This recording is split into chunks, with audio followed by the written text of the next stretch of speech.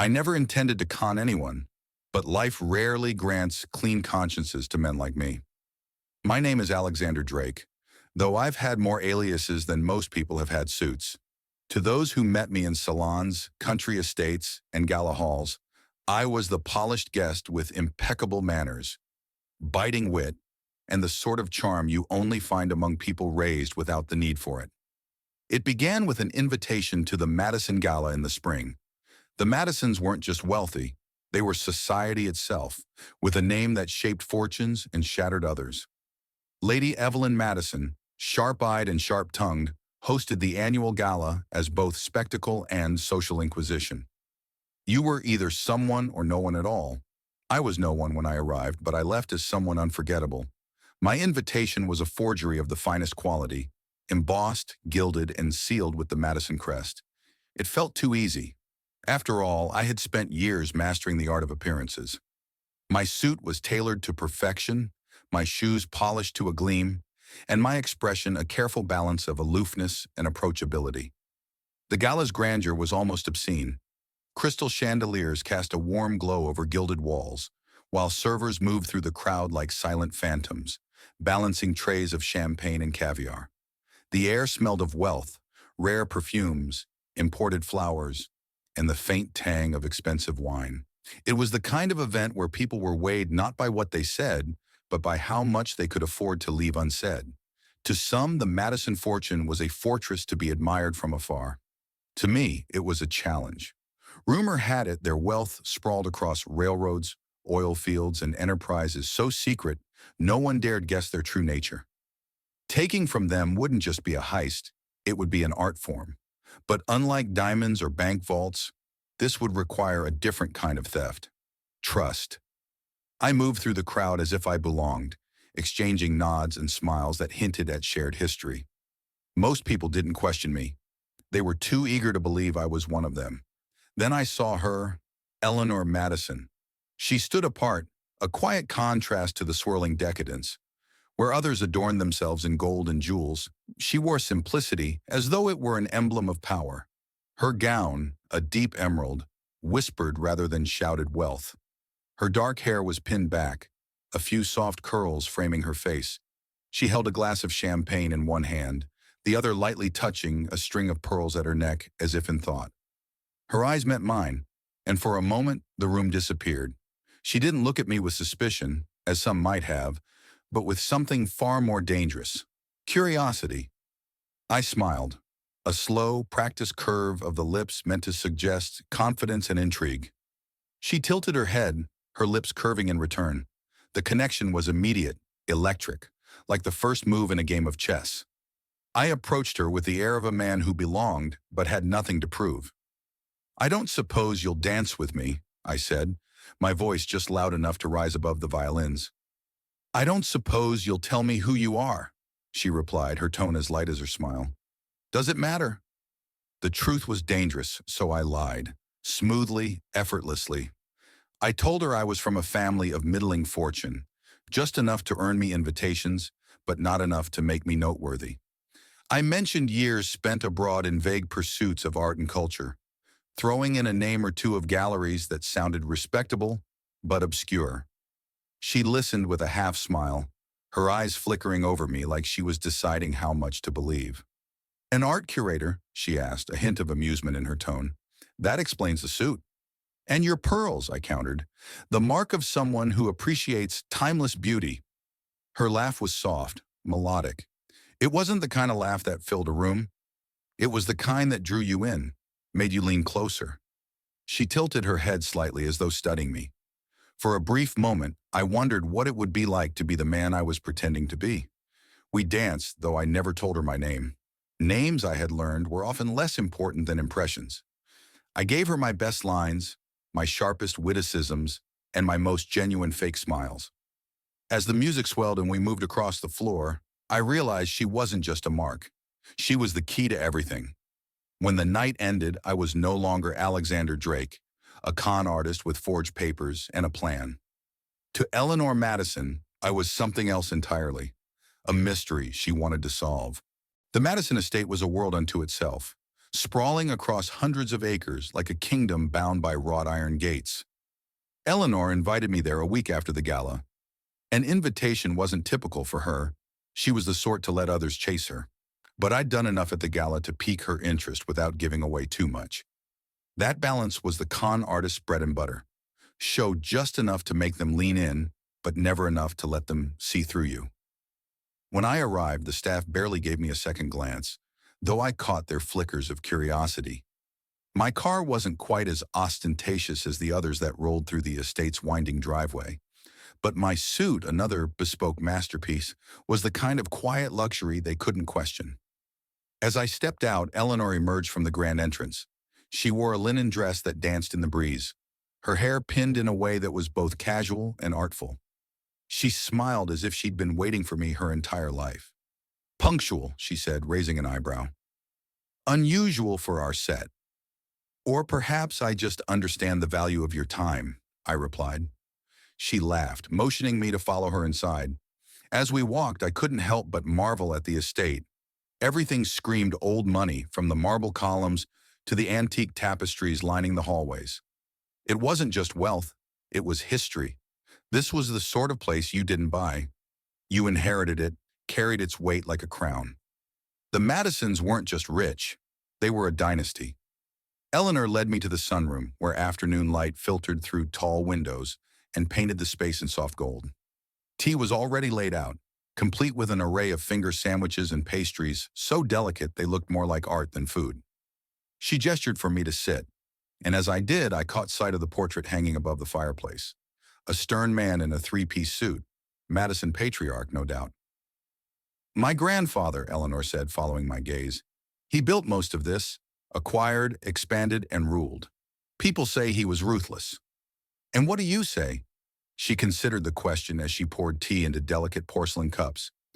"I think he was a man who understood what it took to survive. The world isn't kind to those who hesitate." Her words struck me in a way they shouldn't have.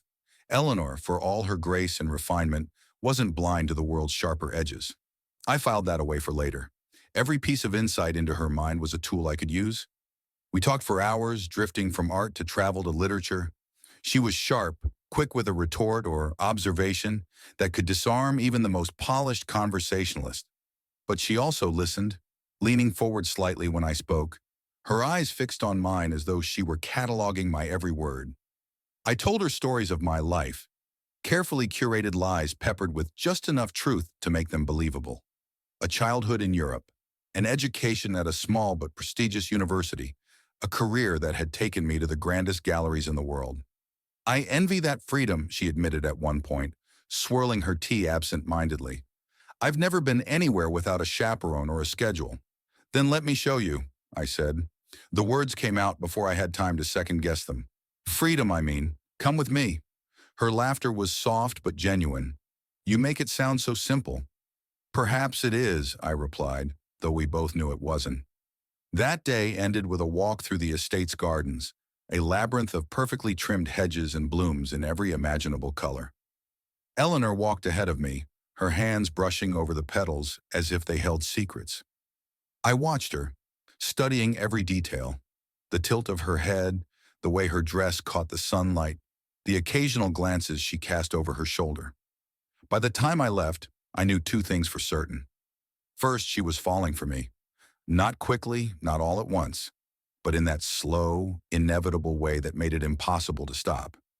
Second, I wasn't just playing a part anymore. Eleanor Madison wasn't like the others I'd deceived. She was dangerous, not because she suspected me, but because she didn't. Her trust was a weapon I could use, but it was also a mirror that reflected everything I was pretending to be, and everything I wasn't. As I drove away, the weight of my plan settled over me. Winning Eleanor's heart wasn't the goal, it was the means. She was the key to the Madison fortune, to the vaults and accounts I couldn't reach alone. But for the first time, I wondered if I could finish this without losing myself. The question haunted me as I watched the estate fade into the distance. Could I steal from someone who believed in me so completely? Could I destroy her world to save my own? The answer didn't matter. I had come too far to stop. And the Madison fortune was within my grasp. It didn't take long for Eleanor to bring me deeper into the Madison fold. An invitation to their Sunday luncheon followed, an intimate affair for family and close friends. Though I suspected I was the first newcomer in years to cross their threshold, the Madison estate was even more imposing in daylight. Sunlight poured over its facade of gray stone and ivy, highlighting carvings of griffins and crests set into its archways. This wasn't just a home, it was a fortress of reputation, power, and legacy. I parked the car, smoothing my cuffs as I stepped out. First impressions mattered, and though Eleanor had opened the door for me, her family still held the keys. Eleanor met me at the entrance, her smile warmer than I'd dared hope. "You look perfect," she said softly, brushing invisible lint from my lapel. "Careful," I replied. "You'll make me think you like me." "I haven't decided yet." She grinned and led me inside. The Madison dining room was a study in quiet intimidation. A massive table long enough to seat 20 stretched beneath a chandelier that glittered with the weight of 100 candles. Paintings of Madison ancestors loomed from the walls, their oil-painted eyes sharp and accusing, as if they could see right through me.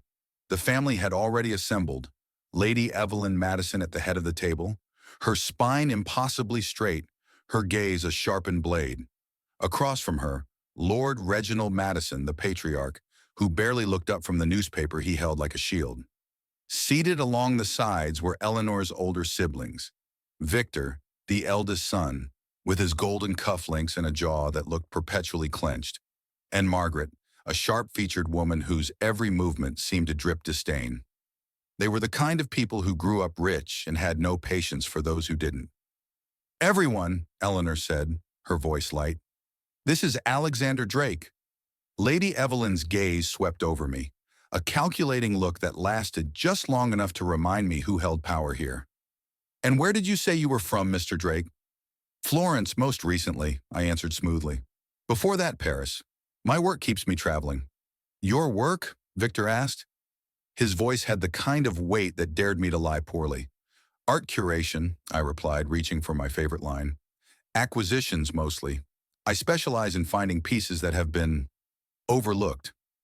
There was a pause, just a heartbeat too long, and then Lord Madison lowered his newspaper.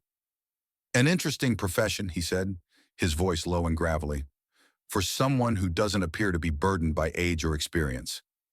I met his gaze directly, refusing to falter. "Experience, I've found, has little to do with age. It's about where you've been and what you've learned." It was a gamble, but his lips twitched upward, just a little, before he returned to his paper. Eleanor gave me a look, half apology, half admiration, as if to say you're doing better than most. Lunch was served in courses, each one plated like a museum exhibit.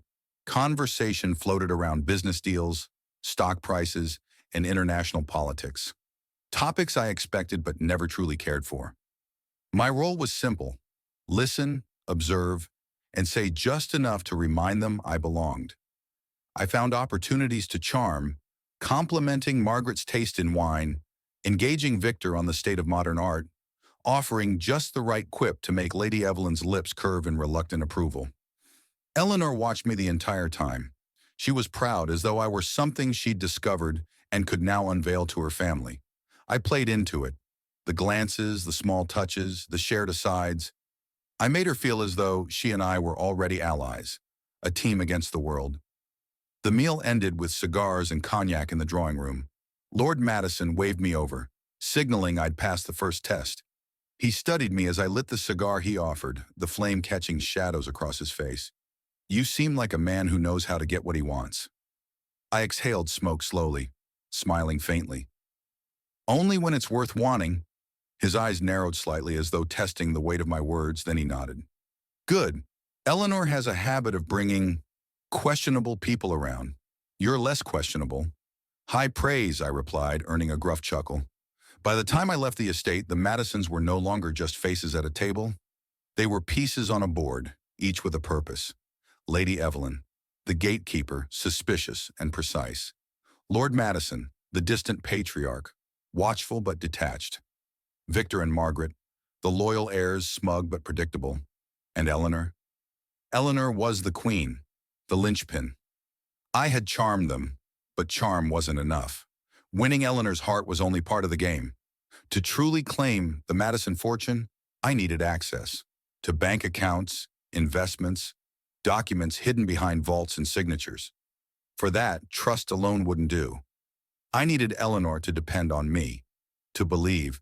The Madisons had begun to accept me, though their acceptance was as conditional as a winter sun, present but never warm. It didn't matter. I didn't need them to like me. I needed them to trust me, or at least trust Eleanor's judgment enough to lower their guard. Eleanor, meanwhile, seemed blissfully unaware of the currents swirling around her.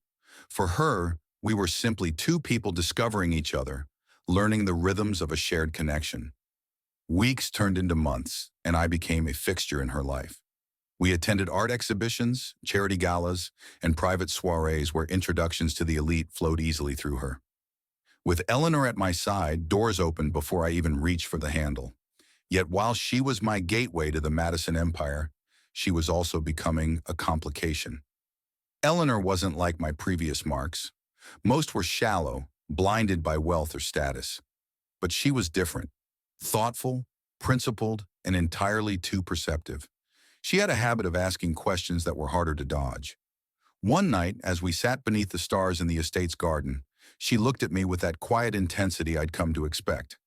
"Do you ever feel like you're running from something, Alexander?" she asked, her voice soft but unwavering. "Why would you think that?" I replied, careful to keep my tone light. "Because you carry yourself like someone who's always looking over his shoulder," she said. "It's as if part of you is afraid to stand still." The observation was too close for comfort. I laughed, deflecting. "Or perhaps I'm just someone who enjoys the chase." She smiled, but her gaze lingered, as though she was filing my response away for later. I shifted the conversation back to her, steering us towards safer territory. If Eleanor ever saw through me, it wouldn't just ruin my plans. It might destroy me entirely. The family, on the other hand, wasn't so subtle in their doubts. Victor especially seemed intent on exposing me. At every family gathering, he found ways to prod at my supposed background, searching for cracks in the armor. "So, Alexander," he said one evening over dinner, his tone casual but laced with challenge, "you must have quite the collection of art by now. Any favorite pieces you've acquired?" I smiled, prepared for this. "I don't collect," I said. "I prefer to find treasures for others. The joy for me is in the discovery, not the possession." Victor replied, swirling his wine. "How noble of you." His words hung in the air, bait left unsprung. He wasn't convinced, but he couldn't call me out without proof. Lady Evelyn watched the exchange with her hawk-like gaze, her fork paused mid-air as though weighing my every word. If Victor was suspicion, she was calculation. She didn't ask questions often, but when she did, they were the kind designed to slice through pretense. "Eleanor tells me you've been helping her plan the gallery fundraiser," Evelyn said, breaking the tension. "She's quite excited about it." "It's an excellent cause," I replied smoothly, "and Eleanor has a brilliant vision. I'm simply following her lead." Eleanor beamed at the compliment, and for a moment I saw Lady Evelyn's mask slip, just barely. She didn't entirely approve of me, but she approved of how I made her daughter feel. It was a crack, and cracks could be widened. Still, the Madisons weren't my only obstacle. My past was catching up with me in ways I hadn't anticipated. One evening, as I left Eleanor's apartment, a familiar figure stepped out of the shadows. Samuel, a former associate whose loyalty had always been more expensive than reliable. His presence was both unexpected and unwelcome. "Alexander Drake," he said, his grin sharp and predatory. "Or is it Daniel? Or Martin? Hard to keep track these days." "What do you want, Samuel?" I asked, keeping my voice low. "Just a little insurance," he replied, pulling a folded envelope from his coat. "You're running a nice game here, but it'd be a shame if the Madisons found out who you really are." Inside the envelope were photos, grainy but damning, of me in places I'd rather the Madisons not know about. Samuel wasn't just a problem, he was a liability. But I couldn't deal with him now, not without risking the foundation I'd built with Eleanor. "Name your price," I said through clenched teeth. "For now, a modest sum," he said, lighting a cigarette. "But don't worry, old friend. I'm sure we'll be in touch." As he disappeared into the night, I stood there, my fists clenched. Samuel's reappearance was a reminder of what I was risking. The Madisons weren't just a mark. They were dangerous in their own way.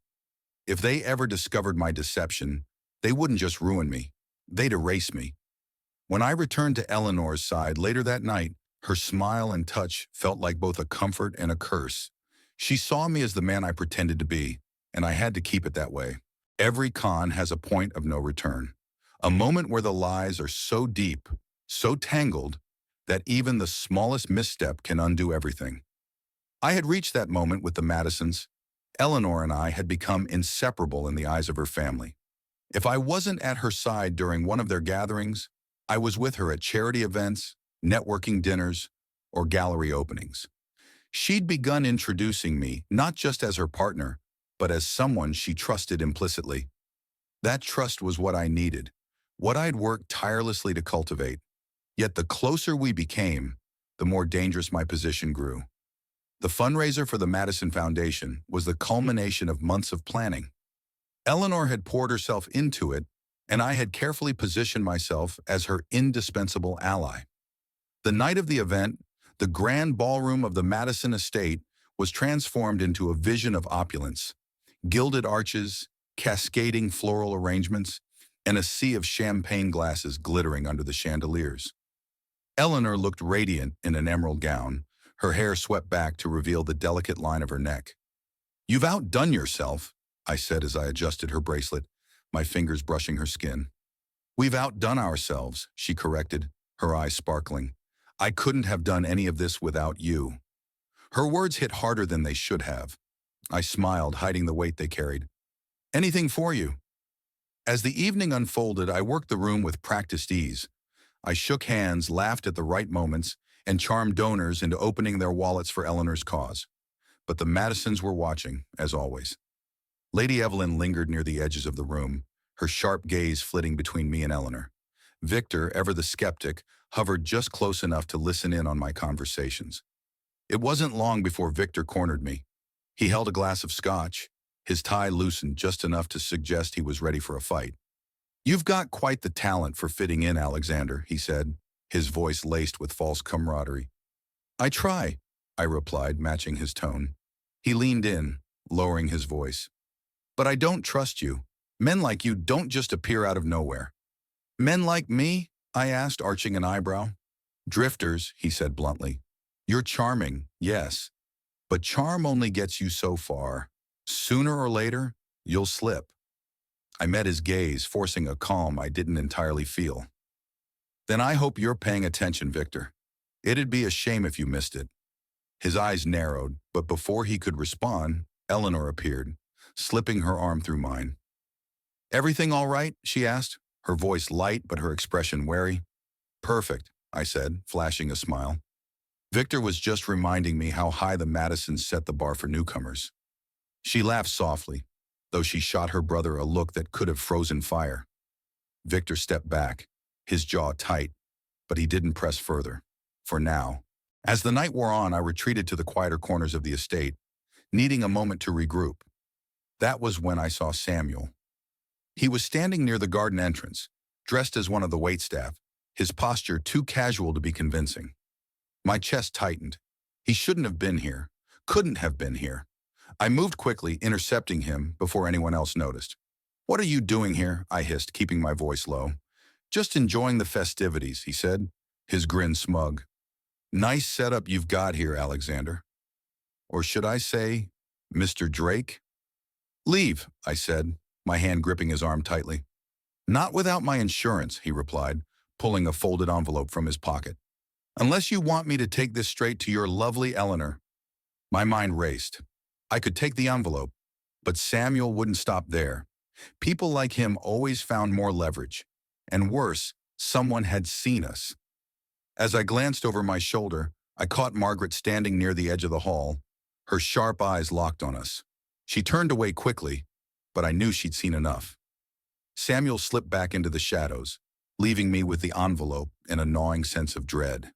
Back inside, Eleanor found me near the bar, her brow furrowed with concern. "You disappeared," she said, placing a hand on my arm. "Just needed some air. I replied, pocketing the envelope before she could notice it. She studied me for a moment, her eyes searching mine. You've been tense all evening. Are you sure everything's all right? Of course, I said, forcing a smile. Just a bit overwhelmed. Tonight's a big night for you. For us.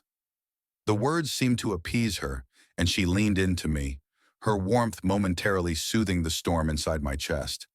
But as the evening drew to a close, I couldn't shake the feeling that the walls were closing in.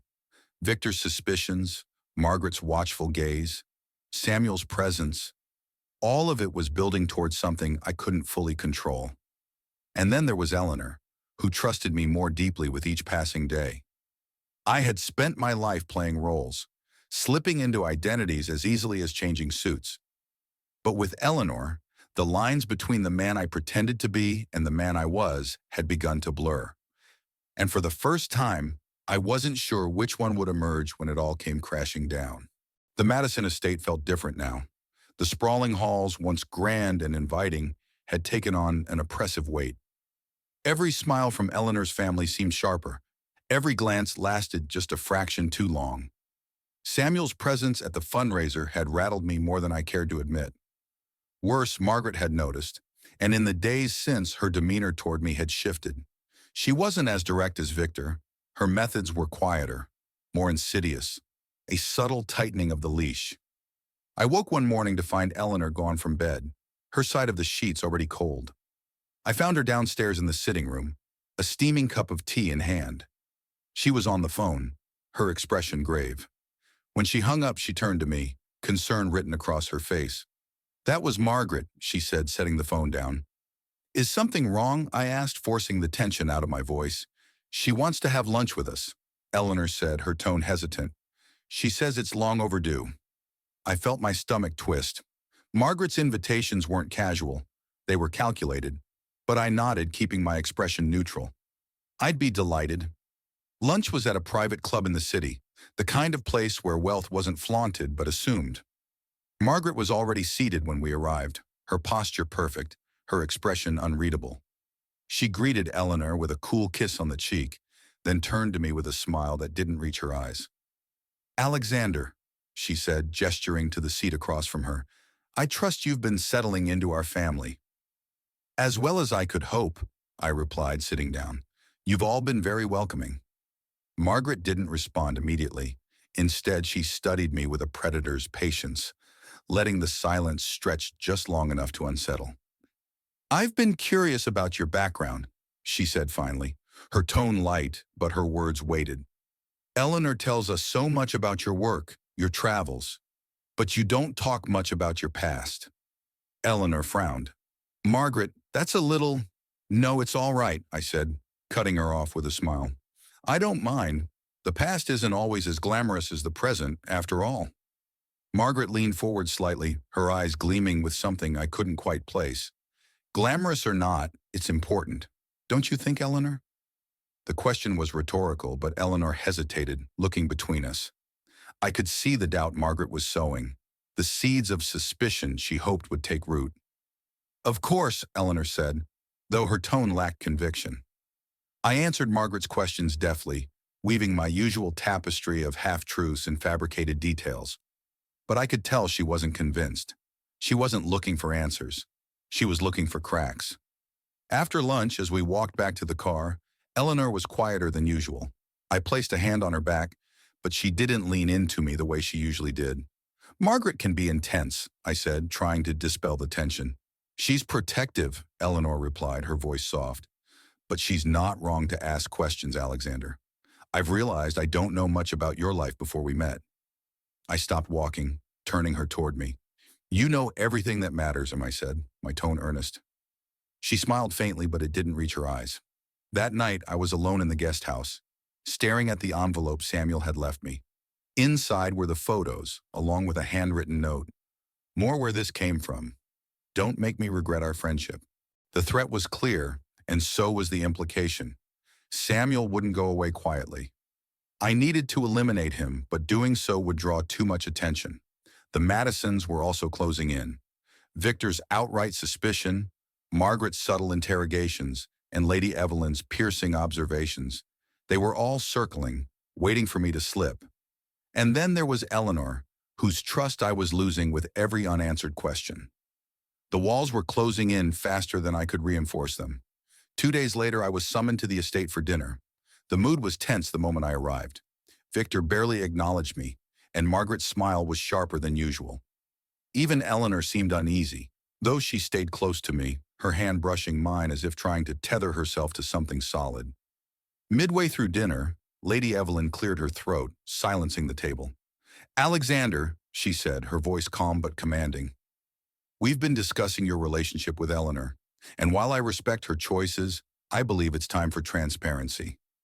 My heart sank, but I kept my expression neutral. "I'm not sure I understand, Lady Evelyn." "What my mother means," Victor interjected, his tone sharp, "is that we've taken the liberty of doing some research into your background." Eleanor froze beside me, her hand tightening on her fork. "What?" she asked, looking at her brother. "We're just being cautious," Margaret said smoothly. "Surely you understand, Eleanor. You've brought Alexander into our lives, into our family business. It's only natural we'd want to ensure compatibility." I forced a smile, though my mind was racing. "And what did you find?" Victor leaned back, his smile predatory. "Not much." Which is exactly the problem. The silence that followed was deafening.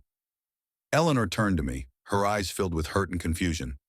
"Alexander," she said softly, "is there something you're not telling me?" The truth was clawing its way to the surface, and for the first time in years, I didn't know if I could keep it buried. The Madisons were waiting for me to falter, and for the first time, I wasn't sure I could outmaneuver them. Eleanor's gaze was locked on me, her expression caught between confusion and hurt. Every second of silence felt like an eternity, the weight of Victor's accusation pressing down on the room. I took a slow breath, steadying myself.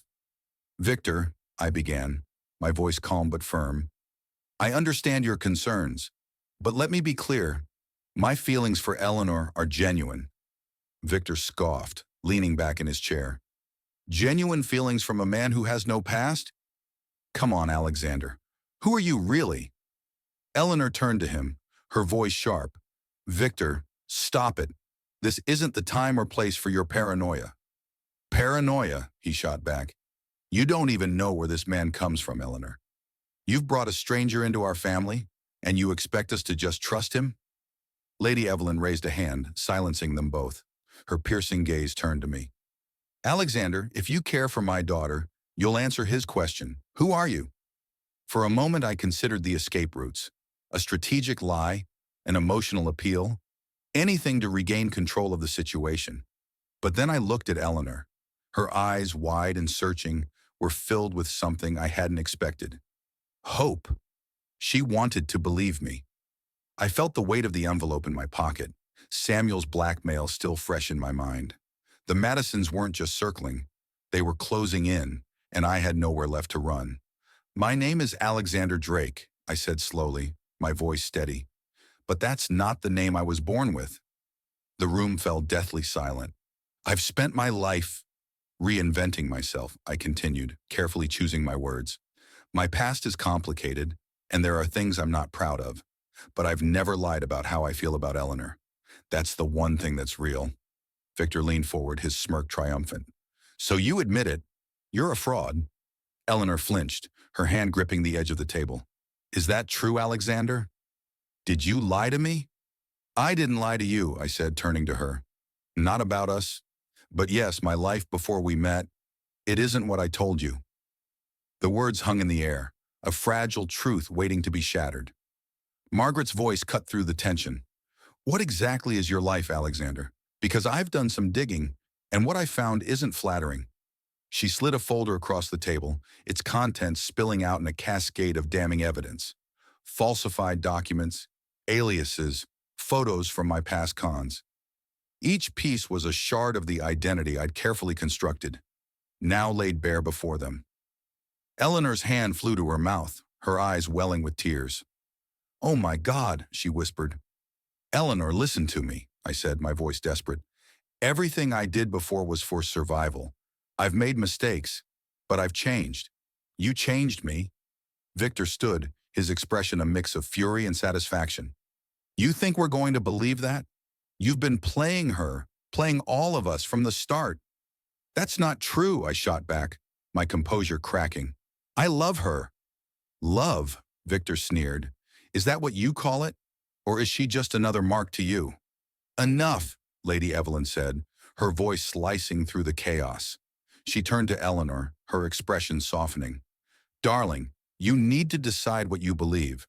Do you trust him? Eleanor's gaze met mine, her tears threatening to spill over. I don't know, she said, her voice trembling. I don't know who you are. Her words cut deeper than I expected. For the first time in years, I felt the weight of my own deception, not just as a strategy, but as a betrayal of someone who had trusted me completely. Before I could respond, the sound of footsteps echoed in the hallway. Samuel strode into the room, uninvited and unapologetic. He grinned as he took in the scene. Well, well, he drawled. Looks like the party's already started. Victor frowned.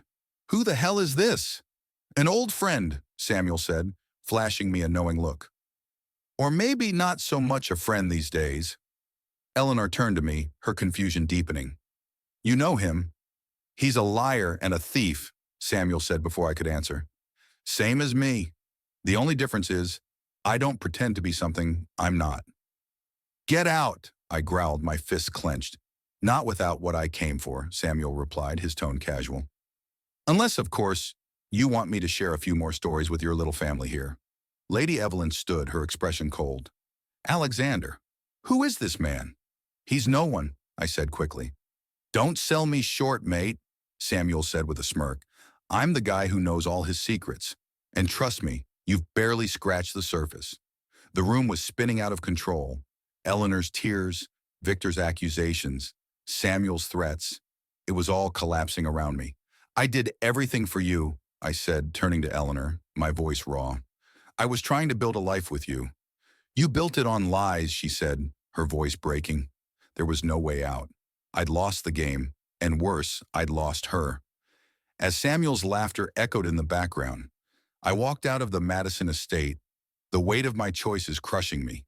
For the first time in my life, I felt the sting of regret, not for the con, but for the love I'd destroyed in the process.